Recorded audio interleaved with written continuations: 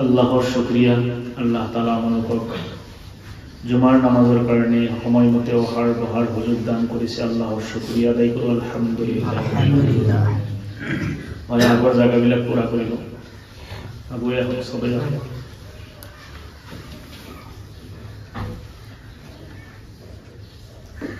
মই সূৰা নহলৰ 90 নম্বৰ আয়াত তেলাওয়াত কৰিছো যত আল্লাহ তাআলা হুকুম দিছে যে তুমি ইনসাফ কায়েম করা আল্লাহ হুকুম দিছে তুমি ন্যায় করা ইনসাফ করা আর ভাল ব্যবহার করা আর তোমার প্রতিবেশী আর তোমার ৰিশতাদাৰৰ লগত আত্মীয় স্বজনক তুমি দান কৰা আৰ সকলো প্ৰকাৰৰ গুনাহৰ পৰা তুমি বাচি থাকা আৰ আল্লাহ তাআলা যাতে তোমালোকে বুঝি পোৱা যাৰ কাৰণে এই বিষয় তোমালোকক অৱগত কৰাইছে বয়ান কৰিছে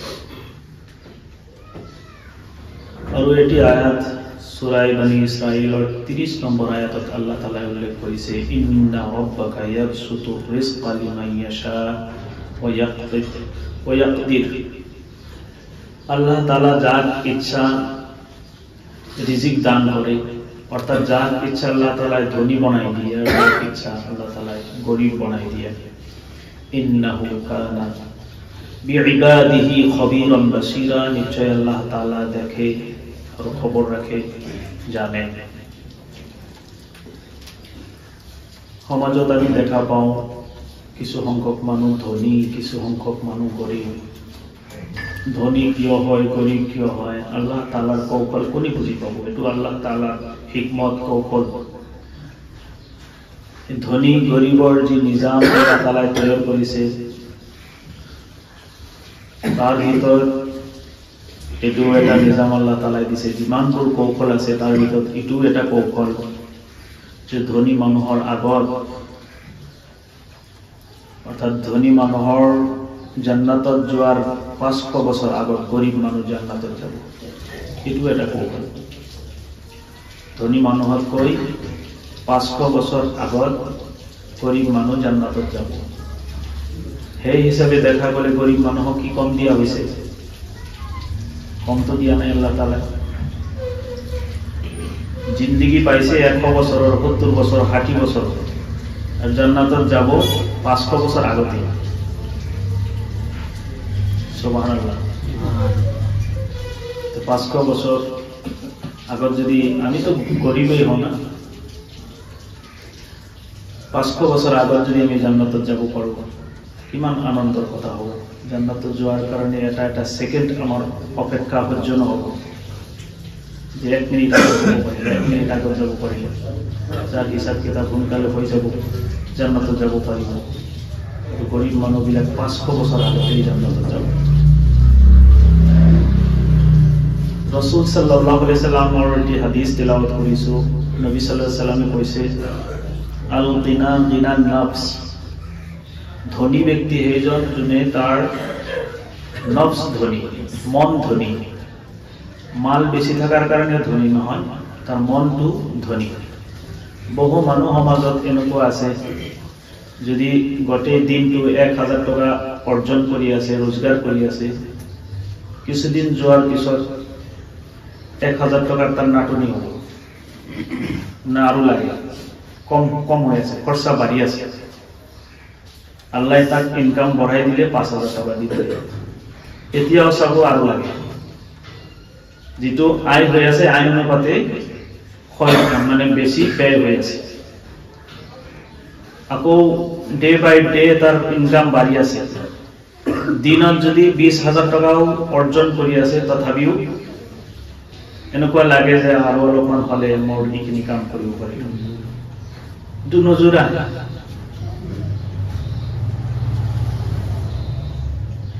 যিমানখিনি আয় হৈ আছে তাতকৈ দেখা যায় আছে আৰু আমাৰ ব্যয় কৰিবলগীয়া আৰু জায়গা আছে বাকি আছে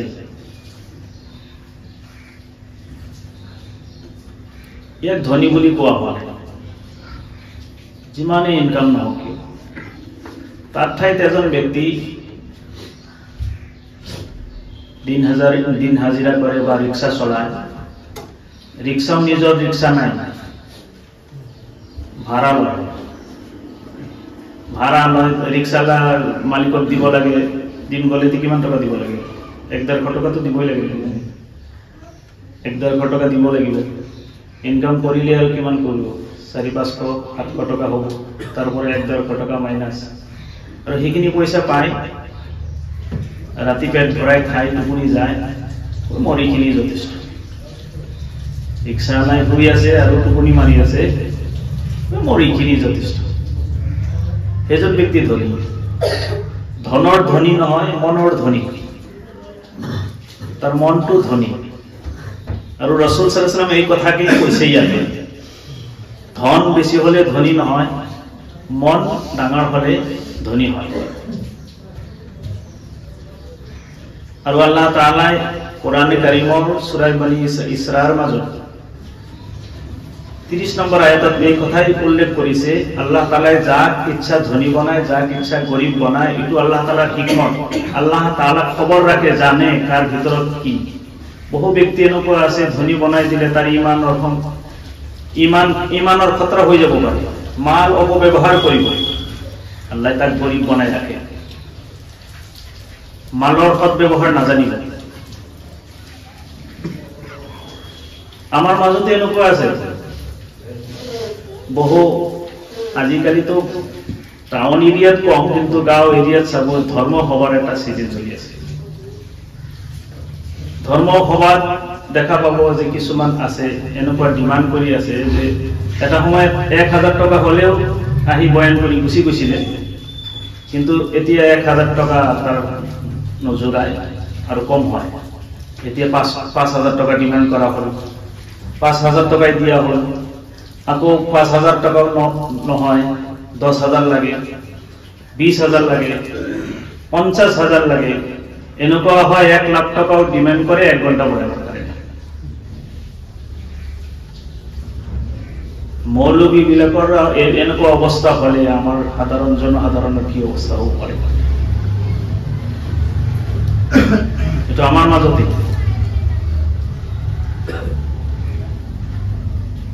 কি শুনাব? হেদায়তৰ বয়ান শুনাব। পথ প্ৰদৰ্শক হয়, তেখেত আমাৰ আইডল হয়, তেখেতৰ কথা শুনি, ওয়াজ নসিহত শুনি আমি জান্নাতৰ দিক পাম। এই আছিল ৰাসূল সাল্লাল্লাহু আলাইহি ওয়াসাল্লামৰ নীতি আদৰ্শ। যে 1 ঘন্টাৰ কাৰণে লাখ লাখ টকা ডিমান্ড দি গেলে ওয়াজ নসিহত কৰি পইচা লোৱা, এটুই আছিল নীতি আদৰ্শ। নজুরায়, কারো নজুরায়। এই 1 লাখ টাকা 1 ঘন্টাত লব, তথাপিও চাব তার অভাব, পয়সার অভাব।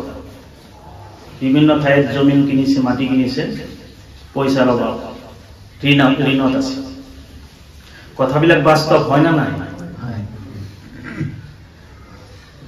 তো রাসূল সাল্লাল্লাহু আলাইহি ওয়াসাল্লাম সাহাবীক সুধিলে, এজন সাহাবীক সুধিলে, কোৱাচোন ধনী গৰিব কোন হয়? মানুহ গৰিব কেনেকে হয় কোৱাচোন? কয় যাৰ টকা নাই, পয়সা নাই, ঘৰ দুৱাৰ নাই, একো নাই, গৰিব মানুহ। কয় হোৱা নাই, ভুল উত্তৰ। গৰিব সেইজন নহয়। গৰিব সেইজন ৰাসূল সাল্লাল্লাহু আলাইহি ওয়াসাল্লাম কৈছে যাৰ যথেষ্ট পৰিমাণ নামাজ আছে, ৰোজা আছে, হজ আছে, যাকাত আছে, থাকাৰ পিছতো সেইজন ব্যক্তি মাল আছে, ধন দৌলত আছে, হজ কৰিছে, তাসবিহ তাহলিল কৰে, কোৰআন তেলাওয়াত কৰে, সকলো ভালে দিক ঠিকই আছে। গৰিব সেইজন যোনে পাওনাদাৰৰ পাওনা আদায় কৰা নাই, ইহসান কৰা নাই। এটাই মই আয়াত তিলাওয়াত কৰিছো, ইন্নাল্লাহা ইয়া'মুরু বিল আদলি ওয়াল ইহসান। প্রত্যেক দিন জুমার দিন, প্রত্যেক জুমার খুতবার মাজত এটো পড়া হয়। পাওনাদারের হক আদায় করা হয়। পাওনাদারের হক কি? পাওনাদারের হক 2 প্রকারের হতে পারে। এটা হইছে পাওনাদারের সম্পদৰ হক। মোৰ ওচৰত টকা পাব, লেনদেন আছে, টকা পাব, পয়সা পাব, এটো তো সকলোই আমি বুজি পাও। পাওনাদাৰৰ হক যে আদায় কৰিব লাগে টকা পইচাৰ মাধ্যমত, এইটো কিন্তু আমাৰ ওয়াজ নসিহত হয়, বয়ান হয়, আমি জানো যে কাৰ কি হক দিব লাগে, ঘৈণীয়েকৰ কি হক, ল'ৰাৰ কি হক, আমাৰ ছোৱালীৰ কি হক, ভনীয়েকৰ কি হক, বাইদেউৰ কি হক, এইবিলাক আমি জানো। টকা পইচাৰ যি লেনদেন সেই হক, এই বিষয়ে যদিও যথেষ্ট আমি জানো, আৰু এটা বিষয় আমি নাজানো, এইটো আলোচনা নহয়। সেইটো হৈছে দ্বিতীয় প্ৰকাৰৰ হক। এটা হৈছে সম্পদৰ হক আদায় নকৰাৰ কাৰণে গৰীব দুখীয়া হৈ থাকিল। দ্বিতীয় প্ৰকাৰৰ হক হৈছে আচাৰ ব্যৱহাৰৰ হক আদায় নকৰাৰ কাৰণে গৰীব হৈ থাকিল। আচাৰ ব্যৱহাৰৰ হক, সৎ ব্যৱহাৰ নকৰা, মানুহৰ লগত মানুহৰ যিটো সৎ ব্যৱহাৰ, আচাৰ ব্যৱহাৰ নথকাৰ কাৰণে যি হক নষ্ট হৈ আছে, এই হক আদায় যদি নকৰো, কিয়ামতৰ দিনা হাসৰৰ ময়দানত, যেতিয়া হাসৰৰ ময়দানত হিসাব নিকাশ হ'ব, তেতিয়া আল্লাহ তাআলাই হক দিয়াৰ কথা কব যে হক ওয়ালাৰ হক দি দিয়া।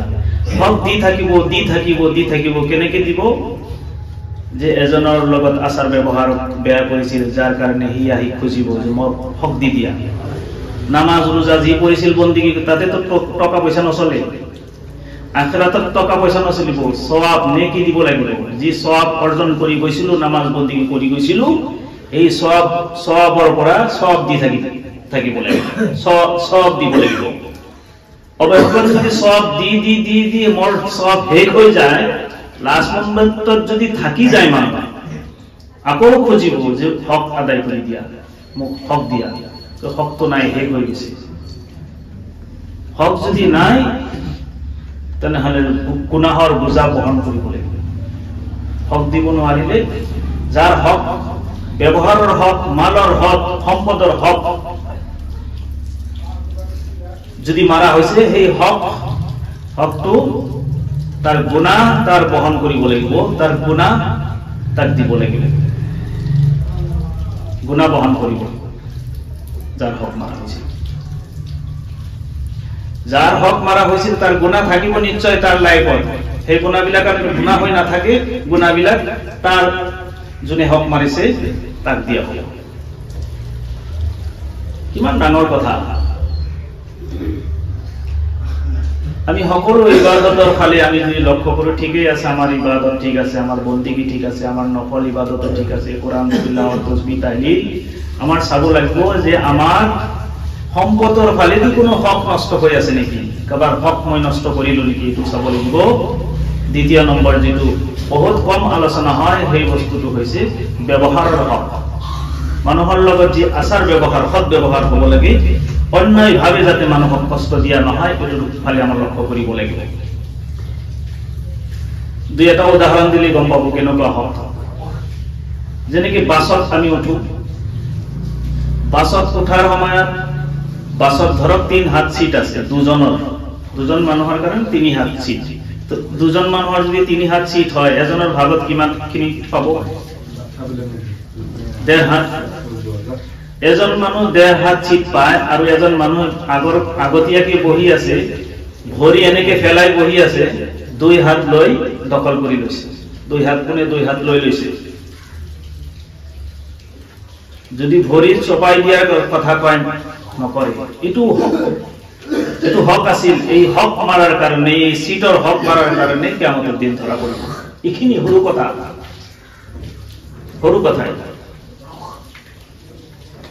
বিশ্বৰ ভিতৰত ডাঙৰ ডাঙৰ মুফতিয়ানে কেৰাম আছে। তাৰ ভিতৰত ভাৰত, বাংলাদেশ, পাকিস্তানৰ ভিতৰত টপ লিষ্টত যি আলিমে দিন, মুফতি, তেখেত বৰ্তমান হৈছে মুফতি তাকি উছমানী।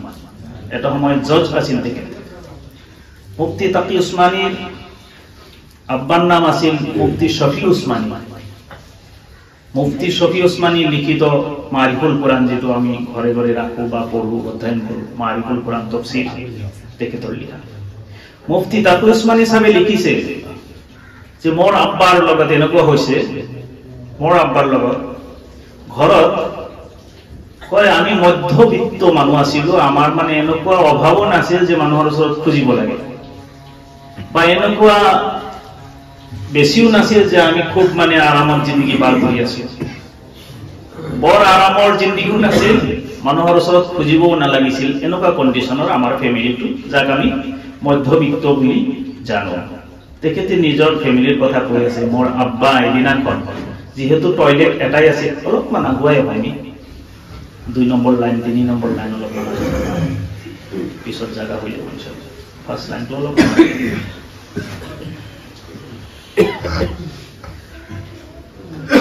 আপোনালোকে য'ত জায়গা পায় বহি যাব সেইফালেও জায়গা আছে নিজৰ ফেমিলিৰ কথা কৈ আছে এটা লেট্ৰিন বাথৰুম আছিল মাত্ৰ সবেই ইউজ কৰিছে বহুত সিনসিয়াৰ মানুহ আছিল মুফতি শফি উসমানী সাহেব তেখেতে ক'লে এদিনাখন এনেকুৱা হৈছে যে নিৰ্দিষ্ট এটা বাথৰুমৰ পৰা আহি তাৰ যে বদনা ৰাখা হয় বদনা কয় না কি কয় এই টয়লেটত লৈ যোৱা লোটা বদনা এই বদনাটো নিৰ্দিষ্ট জায়গাত থাকে আকৌ তাৰ পৰা ওলাই বাথৰুমৰ পৰা ওলাই হাত সাফা টয়লেটৰ পৰা ওলাই হাত সাফা কৰে সাবুনটো জায়গা এটা নিৰ্দিষ্ট জায়গাত ৰাখিছে তারপর হাত মোছার কারণে একটা টোয়েল রাখি দিছে নির্দিষ্ট জায়গা এনেকা সব বস্তু নির্দিষ্ট জায়গা ফিট করা থাকে এদিনা তেখেতৰ আব্বা মুফতি তাকি উসমানী সাহেবৰ আব্বা শফি উসমানী সাহেব ৰাহমাতুল্লাহ আলাই তেখেতে টয়লেটৰ পৰা ওলাই যি নিৰ্দিষ্ট জায়গা গামছাটো থাকিব লাগিছিল টোয়েল থাকিব লাগিছিল সেই জায়গাত নাপালে নোপোৱাৰ কাৰণে খং আৰু ঘৰৰ মানুহক ঘটেইকেইটাক মাতিছে তোমালোকে কোৱা এই টয়লেটটো ক'ত থাকিব লাগিছিল কয় এইখিনি জায়গা থাকিব লাগিছিল যে এইখিনি জায়গাত যদি থাকিব লাগিছিল ইয়াতে নাই কিয় এই বস্তুটো নথকাৰ কাৰণে মোৰ লগত অন্যায়ভাৱে মোক শাস্তি দিয়া হৈছে না নাই মই পেৰেশান হৈ গৈছো তোমালোকে জানো এই অন্যায় এইখিনি অন্যায়ৰ কাৰণে কি হ'ব আজি হয়তো মোৰ সন্তান হিচাপে তোমালোকক মাফ কৰি দিম কিন্তু কিয়ামতের দিন দেউতায় সন্তান হিসাবে কাকু মাফ নকরে লড়াইও আব্বাক মাফ নকরে এখানে হক নষ্ট করার কারণে কিয়ামতের দিন এই অন্যায়ভাবে এই ব্যবহার কারণে এই বেয়া ব্যবহার কারণে এখানে কষ্ট দিয়ার কারণেও কিয়ামতের দিন ধরা হবো যে ইয়ার নেক আমল বিলাক দিয়া হোক নেক আমল বিলাক দি দিব লাগিব যোনে অন্যায় কৰিছে যোনে এনেকুৱা বেয়া ব্যবহাৰ কৰিছে সৰু এটা কথা বহুত ডাঙৰ কথা নহয় আমি তো ইয়াতকৈ ডাঙৰ ডাঙৰ কষ্ট আমাৰ দ্বাৰা হৈ আছে মানুহৰ আচাৰ ব্যৱহাৰৰ ক্ষেত্ৰত হৈ আছে না ইয়াতকৈ ডাঙৰ ডাঙৰ আচাৰ ব্যৱহাৰৰ ক্ষেত্ৰত মানুহ কষ্ট পাই আছে এইবিলাক ইগনোৰ কৰি আছো আমাৰ কিন্তু অনুশোচনা উপলব্ধি ৰিয়েলাইজেশ্যন নহয় আমাৰ আমি নাভাবো ৰাস্তা দি আপনি খোজকাঢ়ি যাব নোৱাৰিব ৰাস্তাত এনি টাইম পানী থাকে দেখা পায় আপোনালোকে স্কুটি লৈ আহিব লাগে হঠাৎ কেতিয়াবা যদি খোজকাঢ়ি আহাৰ মন হয় যে কিমান আৰু স্কুটি লৈ যাই থাকে খোজকাঢ়ি আহাৰ সময় ইমান স্পীডত বাইক যাব ইমান স্পীডত গাড়ী যাব যে মানুহ তাতে কেনেকে থিয় হৈ থাকিব উপায় নাই তাৰ মানে গাড়ী আহাৰ আগতে মানে থিৰাং কৰিব লাগিব মই ক'ত যাই আশ্ৰয় লম এটো কষ্ট নহয় ইয়াৰ কাৰণে কি কৰিব লাগিব ইয়াৰ কাৰণে হক নাপাম আমি যোনে এনেকে অন্যায়ভাৱে ৰাস্তাত চলাফৰা কৰিব মানুহক কষ্ট দিব এটাও কিন্তু দায়বদ্ধ হৈ থাকে ধৰক পাকিস্তানৰ যে এক্সাম্পল দিলো মুফতি তাকি হয়তো বুজত নাহিবও পাৰে আমাৰ দেশৰ কথা কৈছো আমাৰ দেশত গাঁও অঞ্চলত বিশেষকৈ গাঁৱলীয়া মছজিদত মানুহে চেণ্ডেল নোহোৱাকৈ মছজিদত যায় যাই কেলে বেলেগৰ এযোৰ চেণ্ডেল লৈ ফটককে উজু কৰে না নাই পটককে উজু করে ভরি ধুই আহে বা কিবা করে পুখুরীত গল ভরি ধুই আহিল কার চেন্ডেল ই মনে মনে ভাবে মই তো চুরি করা নাই কিন্তু ইন দা মেইনটেইন হেই মানুষজন ওলাইছে চেন্ডেল ওয়ালা ওলাইছে আহি গেলে চেন্ডেল নাপালে এইখিনি কষ্ট দিয়ার কারণেও তার নেক আমল বিলাক দি দিব লাগিব যোনে চেন্ডেল জুল লইছে যোনে কষ্ট দিছে অন্যায়ভাবে কষ্ট দিয়ার কারণে ইহসান নকরার কারণে ভাল কাম নকরার কারণে হক ব্যবহার নকরার কারণে এইখিনির কারণেও নিজৰ নেক আমল বিলাক দি দিব লাগিব আপোনালোকে জানে হাজ্জাজ বিন ইউসুফ কিমান জালিম আছিল মানুহক কেনেকৈ অত্যাচাৰ কৰিছিল, কতল কৰিছিল। হাজ্জাজ ইউছুফ কতল কৰিছিল মানুহক। আৰু তেখেতৰ এন্তেকালৰ পিছত এজনে তাক সপোনত দেখা পাই আৰু সুধিছে যে তোমাৰ কি অৱস্থা? কয় মোৰ অৱস্থা এনেকুৱা, মোক প্ৰত্যেক দিনেই গল কাটি দিয়া হয় আৰু সেই গলটো আকৌ পুনৰ ঠিক হৈ যায়, পুনৰ ঠিক হয়, আকৌ মোক গল কাটা হয়, এনেকে গল কাটি আছে, এনেকে কিয়ামত লোকে মোক কাটিব, এনেকুৱা শাস্তি হৈ আছে। অন্যায় ভাবে মানুহক কেনেকে আমি শাস্তি দিওঁ। আচলতে এই অসৎ ব্যৱহাৰ কাৰণে মানুহৰ কি হয়, কাজিয়াৰ সৃষ্টি হয়, কতললৈকে যায়। চাওক না, এটা কুকুৰৰ লগত আৰু এটা কুকুৰৰ যদি যুদ্ধ হয়, মানে অলপমান কাজিয়া হয়, কুকুৰৰ মালিক আহি লৰাই আৰম্ভ কৰি দিল, সেই ঘৰৰ মালিক আহিব, সেই ঘৰৰ মালিকে আহি মানে কুকুৰক মাৰিছিল, ভৰি ভাঙি দিছে, এতিয়া মানুহৰ ভৰি ভাঙা আৰম্ভ কৰিব, এজনৰ ভৰি ভাঙিব আৰু এজনৰ গল কাটিব। অসৎ ব্যৱহাৰৰ কাৰণে, অসৎ আচৰণৰ কাৰণে, ব্যৱহাৰ ভাল নথকাৰ কাৰণে মানুহ কি কৰে, কতললৈকে, হত্যালৈকে মানুহ। আমাৰ দেশত বোধহয় মানুহ মাৰা ঘটনা নাই নেকি? মানুহক হত্যা কৰা ঘটনা নহয় নেকি? হয়, আমাৰ দেশতো হয়, আমাৰ দেশত হত্যাৰ ঘটনাও গঠিত হয়। তিন কাৰণে মানুহৰ ঝগড়া হয়, খুন খাৰাপ হয়। এটা হৈছে হক নিদিয়াৰ কাৰণে, আৰু এটা হক দিওতে কমি কৰাৰ কাৰণে, হক দিয়ে কিন্তু কমকে দিয়ে, আৰু এটা হক নাপায় জোৰ কৰে লোৱাৰ চেষ্টা কৰে, হক নাই জোৰ কৰে লোৱাৰ চেষ্টা কৰে। এই তিনি প্ৰকাৰৰ অসৎ আচৰণৰ কাৰণে আমাৰ মাজত যে বিশৃঙ্খলা, খুন খাৰাপ, লড়াই ঝগড়া হৈ আছে, সূত্ৰবিলাক মই বয়ান কৰি আছো। গোটেইখিনি ডিটেইলস মোৰ আলোচনা কৰাৰ সময় নহব, যেহেতু জুমাৰ বয়ান। হক আদায় নকৰাৰ কাৰণে ঝগড়া হয়, আৰু হক কম দিয়াৰ কাৰণেও ঝগড়া হয়, আৰু হক জোৰ জবস্তি জোৰে দখল কৰাৰ কাৰণেও এনেকুৱা হয় যে মোৰ হক নাই, মই প্ৰাপ্য নহওঁ, মোৰ লাগিবই। তাৰমানে এইটো এটা নাহক, মই উপযুক্ত নহয়, মই হক নহওঁ, এইটো নাহক, আপনি খুঁজিব নোৱাৰিব, দাবী কৰিব নোৱাৰিব। সেইকাৰণে আল্লাহ তাআলাই কৈছে, ইন্নাল্লাহা ইয়া'মুরু বিল আদলি ওয়াল ইহসান ওয়া ইতা'i যিল কুরবা ওয়া ইয়ানহা আনিল ফাহশা'i ওয়াল মুনকারি ওয়াল বাগই ইয়া'iদুকুম লাআল্লাকুম তাযাক্কারুন। আল্লাহ তাআলা নিশ্চয় ইনসাফের হুকুম দিয়ে, আদিক দিয়ে এইটো যে তোমালোকে ইনসাফ কৰা, ন্যায় কৰা, ন্যায় বিচাৰ কৰা, ভালাই কৰা, আৰু তোমাৰ প্ৰতিবেশী, তোমাৰ আত্মীয় স্বজনক তুমি দান কৰা, এওঁলোকক কোৱা, খেয়াল ৰাখা, আৰু সকলো প্ৰকাৰৰ গুনাহৰ পৰা বিৰত থাকা। এক হৈছে ফাহশা ও মুনকাৰ, এইবিলাক ডিটেইলস মই আলোচনা কৰিছো। ফাহশা মুনকাৰ কাক কয়? আল্লাহ তাআলা আমালোকক আমল কৰাৰ তৌফিক দান কৰিব।